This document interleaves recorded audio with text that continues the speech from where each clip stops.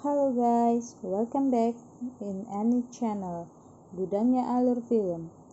Kali ini kita akan membahas alur dari film yang berjudul Inside Man. Sebelum masuk ke alur cerita, wajib untuk subscribe dahulu agar kita lebih semangat lagi dalam menceritakan film-film seru lainnya, oke?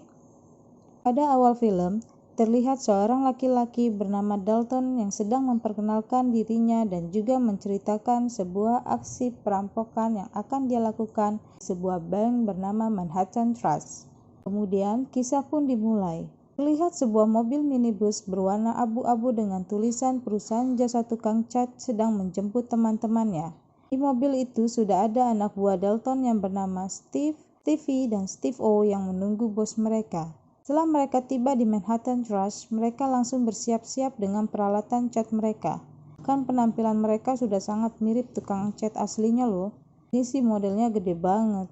Kemudian, si Dalton memasuki ruangan tengah dengan sebuah alat untuk memancarkan sinar ultra merah yang bisa membuat kamera CCTV di bank itu menjadi gelap atau mati.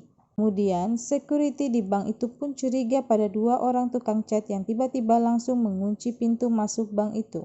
Beberapa granat asap pun mulai berterbangan dan Dalton memulai aksinya dengan menyandra semua orang yang berada di bank itu.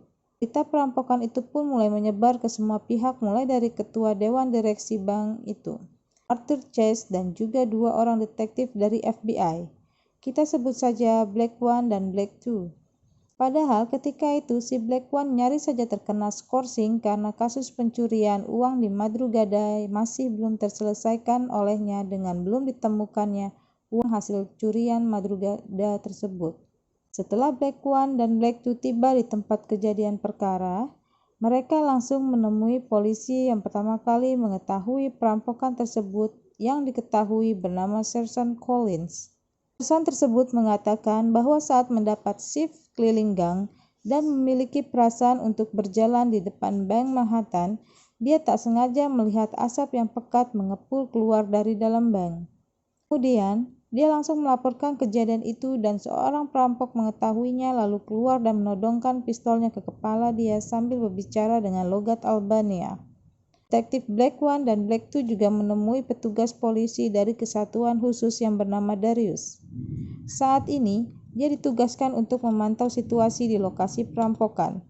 Darius menerima kedatangan mereka setelah sebelumnya ia bersikap canggung pada mereka. Sedangkan kondisi dalam bank, Dalton memaksa agar semua sandera untuk menyerahkan HP dan kunci-kunci mereka pada anak buah Dalton, serta memaksa para sandera untuk melepas pakaian mereka dan mengenakan pakaian tukang cat yang sudah disiapkan seperti dan sama persis dengan pakaian yang dipakai oleh Dalton dan anak buahnya. Sedangkan di rumah dinasnya, Arthur yang terlihat menelpon salah seorang pengacara yang bernama Madeline, mengatakan kepada Madeline bahwa ada sebuah kotak berangkas dengan nomor 392 di Manhattan Trust yang isinya sangat berharga sehingga ia tidak ingin semua orang termasuk perampok itu mengetahui isi berangkas tersebut. Sementara itu, di Manhattan Trust, Vikram yang merupakan salah satu karyawan Manhattan Trust yang menjadi korban sandera Dalton telah dibebaskan dengan membawa sebuah papan yang dikalungkan pada lehernya. Di papan itu Dalton menuliskan dua permintaan kepada polisi, yaitu 2 bus dan sebuah pesawat terbang. Tidak lama setelah itu, rekan Darius secara tak sengaja berhasil menyadap sebuah suara yang ternyata merupakan rekaman suara dalam bahasa Albania yang berisi pidato Presiden Albania yang bernama Enver Hoxha. Madeline yang ingin memantau langsung situasi di Manhattan Trust meminta wali kota New York yang bernama Peter untuk mengantarkannya ke alamat bank Manhattan Trust yang sedang dirampok. Setelah mereka sampai di tempat perampokan, mereka bertemu dengan Frazier yang menjadi ketua penyelidikan di sana. Mereka banyak mengobrol termasuk kasus pencurian di Madrugada yang masih belum tuntas. Black One malah meminta agar pangkatnya dinaikkan menjadi detektif pangkat 1 dan gaji yang lebih layak karena gaji dia saat ini tergolong kecil. Setelah meminta izin ke Black One dan Dalton, maka Madeline berhasil masuk ke dalam bank yang sedang dibajak itu.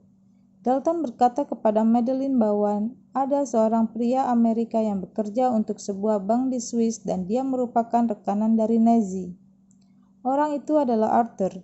Dia bekerja sama dengan Nazi dan dengan uang kotornya itu dia mendirikan bank yang dinamakan Manhattan Trust pada tahun 1948.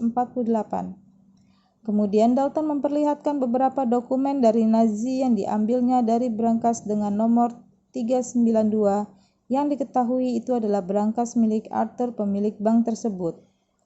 Hal tersebut dia lakukan agar Dalton dapat membuktikan kebenaran yang dia bicarakan kepada Madeleine. Kemudian Madeleine meminta agar Dalton menyerahkan dokumen itu kepada dia agar bisa diberikan kepada Arthur. Tetapi Dalton bersikeras untuk menyimpan dokumen tersebut sebagai jaminan supaya Arthur tidak membalas dendam kepada Dalton karena perampokan banknya. Setelah Madeleine selesai dengan pembicaraan yang begitu panas, Blackwan masuk ke dalam bank karena ia merasa ragu dan tidak percaya bahwa Dalton betul-betul menginginkan bus dan pesawat itu. Setelah Blackwan diizinkan masuk oleh Dalton, dia langsung diajak Dalton untuk berkeliling dan melihat-lihat keadaan semua orang yang disandra. Sama seperti Madeleine, Blackwan juga memberikan pilihan yang sama pada Dalton. Namun Dalton tetap menolaknya dengan alasan yang sama. Saat Blackwan ingin berjabat tangan dengan Dalton, tiba-tiba Blackwan menyerang Dalton dan nyaris saja penutup wajah Dalton hampir terlepas. Akan tetapi anak buah Dalton mengetahuinya dan langsung ingin menembak Blackwan. Blackwan kemudian langsung keluar dari bank tersebut. Blackwan sangat yakin bahwa Dalton bukanlah tipe orang yang suka membunuh.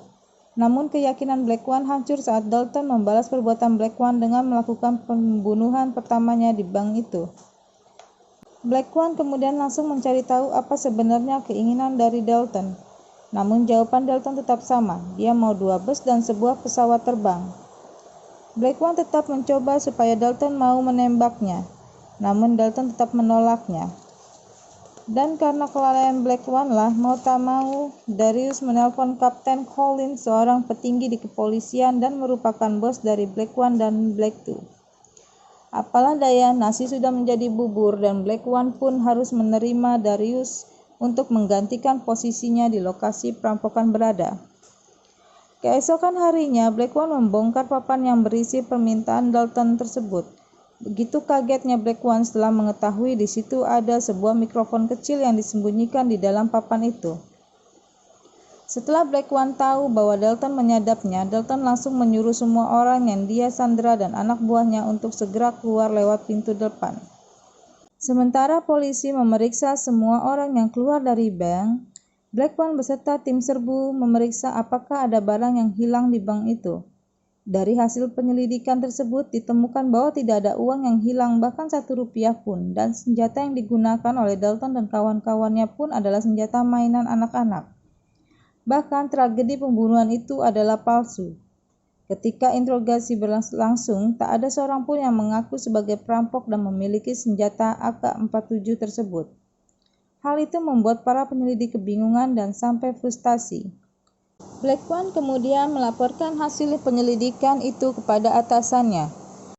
Dikarenakan dari hasil interogasi tidak mendapat satu petunjuk pun dari pelaku dan tidak ada 1 rupiah pun yang hilang, maka Collins menutup kasus itu. Sebelum Blackwan meninggalkan ruangan meeting itu, Collins memberitahunya bahwa barang bukti uang hasil pencurian di Madrugada ditemukan, entah di mana karena Blackwan tidak ingin mengetahuinya. Karena rasa penasaran yang memuncak, akhirnya Blackwan memeriksa semua dokumen milik bank yang berisi laporan tentang semua berangkas di Manhattan Trust. Dia merasa ada yang janggal karena tidak ada satupun berkas yang menunjukkan tentang berangkas nomor 392 sejak tahun 1948. Lalu Blackwan pun melaporkan hal ini kepada pihak pengadilan negeri dan pengadilan negeri pun mengabulkan permintaan Blackwan untuk melihat isi dari berangkas nomor 392. Dia pergi ke pengadilan negeri bersama dengan Madeleine, dan dia juga memperlihatkan sebuah rekaman pembicaraan antara Blackwan, Madeleine, dan wali kota di pengadilan negeri. Rekaman itu berisi ancaman yang ditebarkan oleh wali kota bila Blackwan tidak menemukan uang hasil pencurian dari kasus di Madrugada. Walaupun bukan Blackwan yang menemukannya, Madeleine yang akhirnya bisa menyelamatkan karir Blackwan. Madeleine berkata ke Blackwan bahwa ada sebuah pepatah terkenal dari Baron de Rothschild, yakni jika ada darah di jalanan, belilah rumah. Madeleine yakin bahwa Arthur mengamalkan pepatah itu dalam kehidupannya. Di kemudian hari, Madeline bertemu dengan Arthur dan menanyakan mengenai kerjasama Arthur dengan Nancy. Menjelang akhir pembicaraan mereka, Madeline menebak bahwa berlian yang dicuri oleh Dalton adalah isi dari brankas nomor 392 milik Arthur. Lalu, Arthur pun berkata bahwa ada juga cincin Cartier yang merupakan pemberian dari teman lamanya yang merupakan orang keturunan Yahudi dan Persia. Dan Arthur pun kaget bahwa dirinya dijadikan referensi oleh Madeline. Pada awal film, di mana Dalton memperkenalkan dirinya di sel penjara yang pada akhirnya kita sadar bahwa tempat itu ternyata adalah sebuah lorong rahasia di dalam gudang Manhattan Trust. Setelah itu, Dalton yang menggunakan kacamata hitam pun keluar dari gudang tersebut. Di saat yang bersamaan, Black One dan Black Two datang ke bank itu untuk menyelidiki isi dari brankas nomor 392. Saat Black One dan Black Two serta Dalton berpapasan di lobi, tak sengaja mereka bertabrakan. Black One dan Black Two dibantu oleh petugas security bank serta karyawan bank untuk membuka brankas nomor 392. Dan ternyata yang tersisa dari brankas tersebut adalah bungkus permen karet milik Dalton, cincin Cartier milik Arthur, dan sebuah kertas bertuliskan "Ikuti cincin ini". Setelah mereka selesai memeriksa brankas tersebut, mereka langsung menemui Arthur di rumah dinasnya. Kemudian Black One bertanya tentang apa sebenarnya isi brankas nomor 39 milik Arthur, dan sang pemilik langsung merasa terpojok. Sebelum mereka pergi, Arthur tidak begitu terkejut ketika Black One mengenakan cincin Cartier miliknya. Setelah itu, Black One menemui Madeline dan wali kota di sebuah restoran mewah. Ia kemudian memperlihatkan cincin itu kepada mereka sambil dengan mengatakan kalimat yang pernah dikatakan Madeline tetapi menggantinya dengan, "Jika ada darah di jalanan, seseorang akan masuk penjara."